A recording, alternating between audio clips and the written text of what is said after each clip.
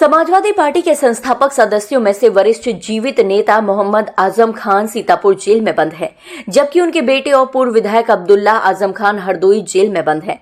जबकि लंबे समय जेल में रहने के बाद आजम खान की पत्नी डॉक्टर तनीजा फातिमा को जमानत मिली और वह अपने रामपुर आवास पर रह रही हैं।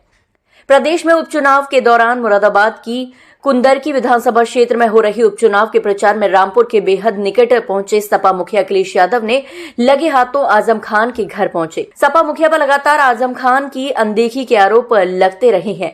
सारे आरोपों को दरकिनार करने के लिए आजम खान के घर पहुंचे और उनकी पत्नी डॉक्टर ताजिम फातिमा से मुलाकात की।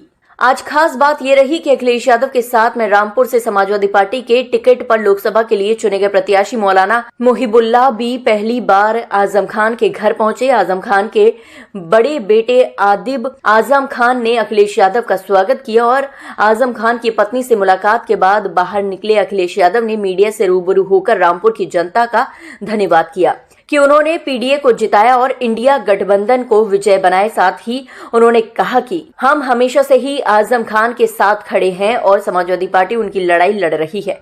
उन्होंने उम्मीद जताई कि उनको न्यायालय से इंसाफ मिलेगा और हमारी सरकार आने के बाद उन पर जो झूठे मुकदमे दर्ज किए गए हैं उनको खत्म कर दिया जाएगा। आज ही आजम खान के बेटे अब्दुल्ला आजम खान की जो हरदोई जेल में बंद हैं उनसे मिलने पहुंचे। आजाद समाज पार्टी के अध्यक्ष चंद्रशेखर आजाद की बाबत पूछे गए सवाल से अखिलेश यादव ने किनारा करते हुए सीधा जवाब नहीं दिया। आजम खान के परिवार से मिलने के बाद बाहर निकले सपा मुखिया अखिलेश यादव ने मीडिया से बात करते हुए कहा, मैं रामपुर आया हूं और रामपुर पहले भी मैं आता रहा हूं। मैं सबसे पहले रामपुर की जनता का धन्यवाद देना चाहता हूं।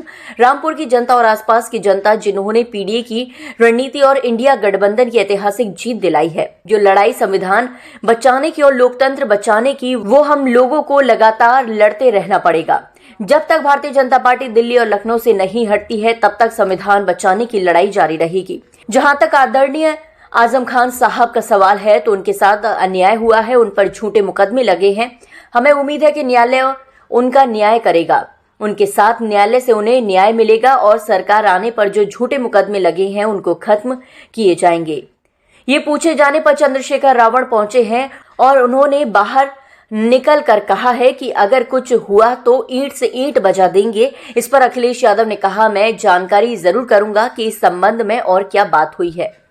ये पूछे जाने पर कि आजम खान की पत्नी से आपकी मुलाकात हुई है तो क्या बात हुई है, इस पर अखिलेश यादव ने कहा, मेरी पहले भी मुलाकात हुई है, वह यही चाहती हैं कि उन्हें न्याय मिले।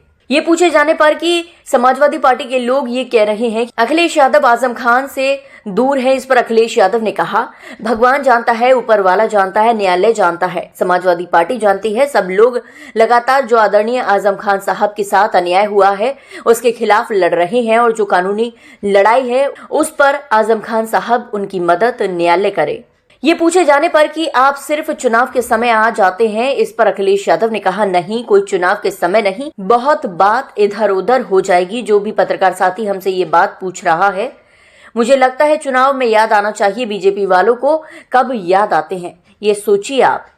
ये पूछे जाने पर कि जेल के बाद आप पहली बार उनके घर आए हैं, इस पर अखिलेश यादव ने कहा, मैं रामपुर की जनता का धन्यवाद देता हूं जो पीडीए इंडिया गठबंधन और संविधान बचाने की लड़ाई में हमारे सांसदों को जिताने का काम किया है। न केवल रामपुर से बल्कि आसपास से सांसदों को जिताया। ये लड़ाई लगातार लड़ रहे हैं, कैसे न्याय मिले, कैसे चीजों को ठीक किया जाए, उस दिशा में लगातार ये पार्टी का सहयोग कर रहे हैं।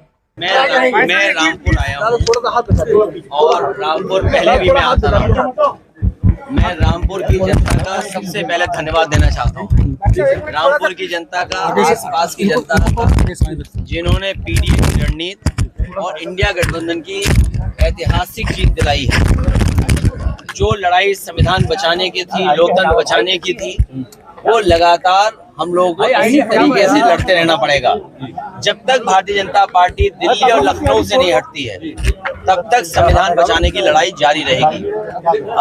जहाँ तक आदरणीय आजम खान साहब का सवाल है, जो उनके साथ अन्याय हुआ है, जो उन पर झूठे मुकदमे लगे हैं, हमें उम्मीद है कि न्यायालय उनका न्याय करेगा, उनके साथ न्यायालय से न्याय मिलेगा और सरकार आने पर जो झूठे मुकदमे लगे हैं उनको खत्म किया जाना चाहिए।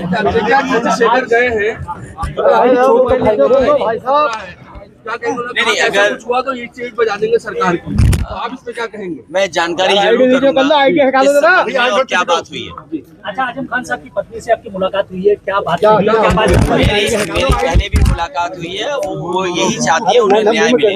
अच्छा, समाजवादी पार्टी के लोग कह रहे थे कि अखिलेश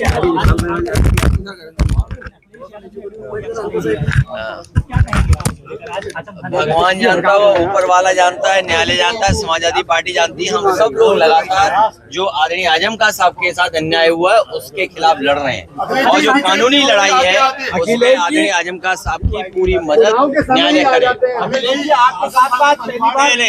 कोई बहुत बात इधर उधर हो जाएगी। जो हमारा पत्रकार साथी ये पूछ रहा है, मुझे लगता है कि चुनाव में याद आना नहीं, कि बीजेपी वालों को कब याद आते हैं ये सोचिए आप। आखिरी सवाल ये है कि वोट मिलने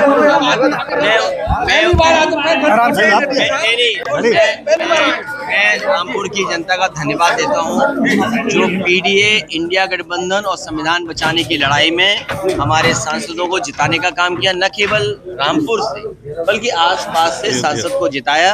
ये लगातार लड़ाई लड़ रहे हैं, कैसे न्याय मिले, कैसे चीजों को ठीक किया जाए, उस दिशा में लगातार ये पार्टी का सहयोग कर रहे हैं।